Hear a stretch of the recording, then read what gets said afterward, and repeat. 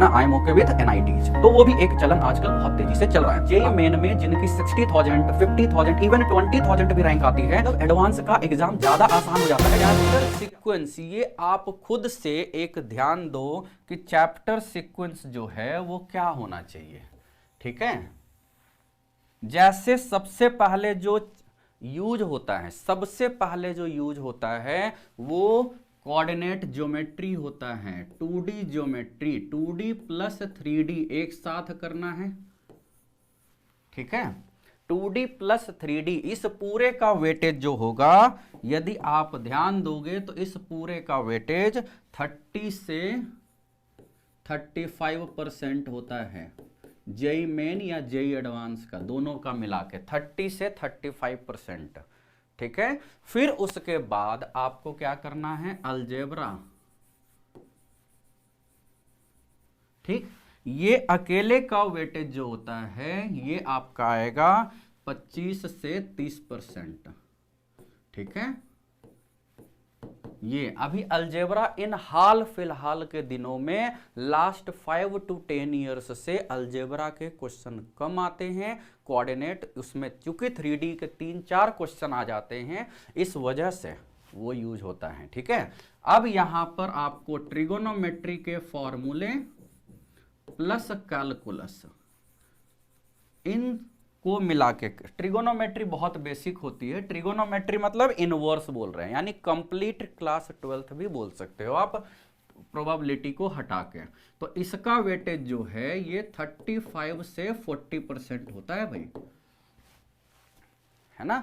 तो ये आपको ध्यान देना है कि किस तरीके से आपको ट्रिगोनोमेट्री करने के बाद कैलकुलस करना चाहिए, क्योंकि डिफरेंशिएशन इंटीग्रेशन में सबसे ज्यादा ट्रिगोनोमेट्री ही यूज होता है भाई, है ना। तो अलजेब्रा हो गया, कोऑर्डिनेट हो गया, ट्रिगोनोमेट्री, कैलकुलस, बाकी के बाकी इसमें आप वेक्टर भी ऐड कर सकते हो 3D में, ठीक है, प्लस वेक्टर। अब एक केवल क्या बचा है, प्रोबेबिलिटी एंड मिसलेनियस, है ना। प्रोबेबिलिटी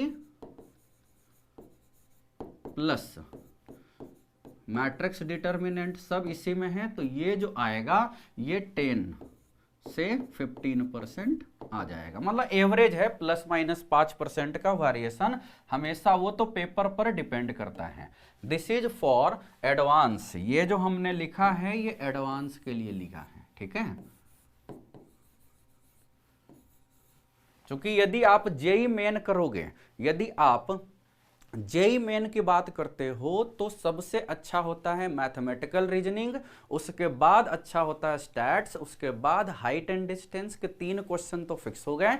उसके बाद यहां से ये सब हटा सकते हो, कैलकुलस भी थोड़ा कम कर सकते हो और 2D वाला पोर्शन भी कुछ कम कर सकते हो, ठीक है। तो यहां पर आपको ध्यान देना है प्रोबेबिलिटी 11th का, 12th का। यदि आप जेईई मेन के लिए करते हो तो ज्यादा क्वेश्चन आपको डेली ज्यादा क्वेश्चन करना है, अच्छे क्वेश्चन की रिक्वायरमेंट उतनी नहीं है जितना आप सोचते हैं, ठीक है।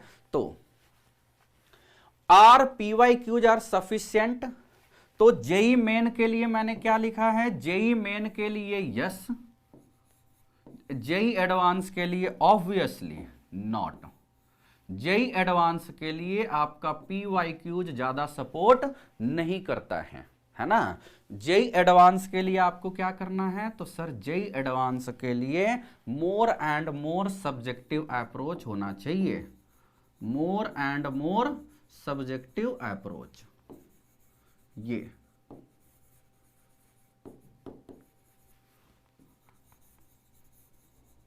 आपको यहां पर कंसेप्ट होता है, कंसेप्ट बड़े बोरिंग वाले भी यहां पर यूज होते हैं। इसीलिए आप देखोगे कि जेईई मेन में जिनकी 60,000, 50,000, इवन 20,000 भी रैंक आती है, वो भी बच्चा स्टडी कर करके बोर हो चुका होता है, बोलता है मैं एडवांस बैठूंगा ही नहीं। या तो उसको आइडिया होता है कि हमारी प्रिपरेशन शुरुआत से हमने उस लेवल की नहीं की है, या यार अब कौन 1 महीने और हाई लेवल के नाम पर और स्टडी करेगा, I am okay with NITs, है ना, I am okay with NITs. तो वो भी एक चलन आजकल बहुत तेजी से चल रहा है। आप हमेशा देखोगे लास्ट 5 ईयर्स से 2.5 लाख कैंडिडेट जेई एडवांस के लिए सेलेक्ट किए जाते हैं एज पर रूल, लेकिन अपीयर होने वाले मैक्सिमम 1.5 से 2.25 लाख लोग होते हैं। यानी 1 लाख से 75,000 बच्चे वो होते हैं जो एडवांस अपीयर ही नहीं करते हैं। ये अलग बात है कि कोविड चल रहा था लास्ट 2 ईयर से, लेकिन उसके पहले भी 2019 में भी यही हुआ था, अपीयर ही नहीं होते हैं। कम से कम 40-50 हजार बच्चे तो एडवांस अपीयर ही नहीं होते। इसका मतलब एडवांस का एग्जाम ज़्यादा आसान हो जाता है, कंपटीशन कम हो जाता है, क्योंकि बहुत लंबी जर्नी है एडवांस के लिए और अलग ही लेवल का एक ऑरा बना हुआ है आपके सामने। बहुत टेंशन देने वाले लोग भी है कि यार अब ये तो एडवांस का मटेरियल नहीं है, ये तो ये है, तो जबकि ऐसा कुछ नहीं है। यदि आपका मैथमेटिक्स में लेवल 25 क्वेश्चन में से 20 क्वेश्चन का आ चुका है, it means you are 100% a good IITians। आप IIT के अच्छे रैंकर्स हो, कम से कम हम लोग से तो ज़्यादा ही जानते हो, मेरे से तो ज़्यादा ही जानते हो, इवन मैथमेटिक्स में स्पीड के साथ। तो ये आपको ध्यान देना है, अलग से कुछ नहीं सोचना है ना।